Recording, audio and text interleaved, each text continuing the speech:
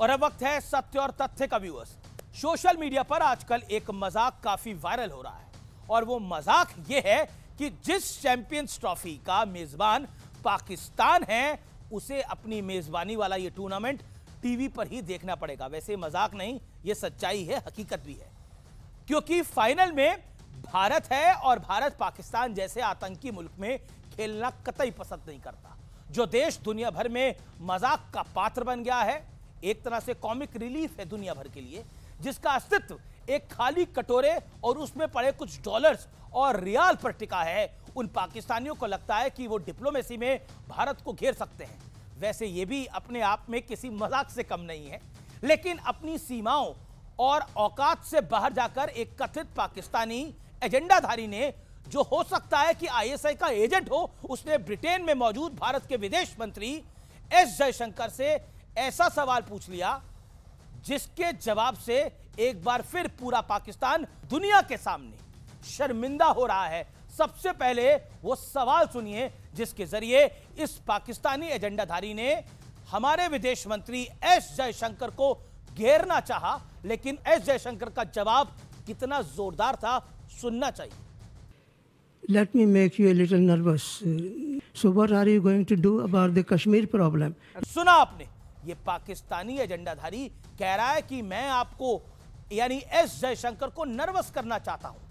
इसके बाद एस जयशंकर ने 40 सेकंड में कैसे इस कथित एजेंडाधारी, इस कथित पत्रकार के एजेंडे को ध्वस्त कर दिया, वो भी देखिए। हमारे विदेश मंत्री का जवाब सुनने वाला है।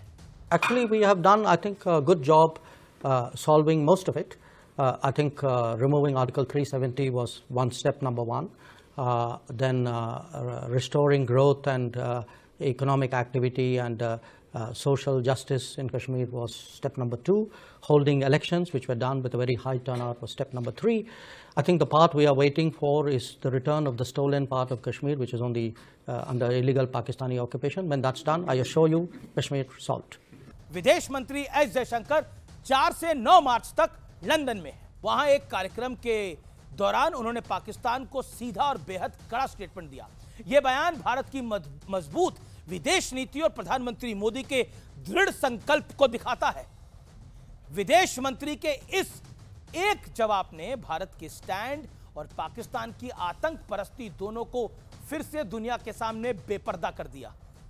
वैसे जिस पत्रकार ने एस जयशंकर को नर्वस करने जैसे बड़े बड़े अल्फाज कहे, क्या उसने पीओके में आए दिन हो रही नारेबाजियों को नहीं सुना है? सुना देते हैं उसको। ये जो दहशतगर्दी है, इसके पीछे वर्दी है। ये जो दहशतगर्दी है, इसके पीछे वर्दी है। ये कश्मीर के उस हिस्से के हालात हैं जिस पर पाकिस्तान का अवैध कब्जा है।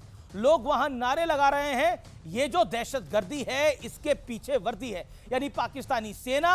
और ये लोग सपने पूरे कश्मीर पर कब्जा करने के देख रहे हैं, उस कश्मीर पर जहां 370 खात्मे के बाद विकास की गंगा बह रही है। वैसे विदेश मंत्री ने कि एक बात एकदम सही है कि चोरी का सामान तो वापस मिलना ही चाहिए। भारत से चोरी की गई ना जाने कितनी मूर्तियां विदेशों से नरेंद्र मोदी का शासन वापस लेके आ रहा है और अभी भी ला रहे हैं। कश्मीर भी तो भारत मां के माथे का कोहिनूर ही है और इसी कोहिनूर का एक हिस्सा यानी पीओके पाकिस्तान ने चुराया है हमसे। लेकिन मोदी सरकार का रुख देखकर लगता है कि पीओके इसी सरकार के दौर में वापस आएगा। इसे अलग शब्दों में बोलूं तो मोदी की दौरे हुकूमत में ये पीओके भी भारत का होगा। पूरा देश भी यही चाहता है कि मोदी सरकार पीओके को वापस लाने का जल्द से जल्द कोई रास्ता निकाले, हालांकि हमें ना बताए, कर दे बस।